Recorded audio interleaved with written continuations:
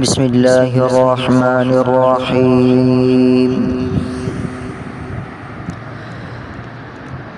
قل يا أيها الكافرون لا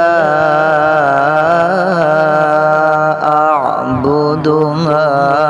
تعبدون ولا أنتم عابدون ما أعبد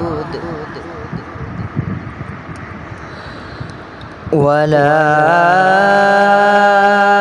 أنا عابد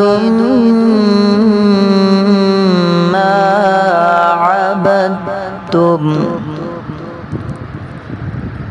ولا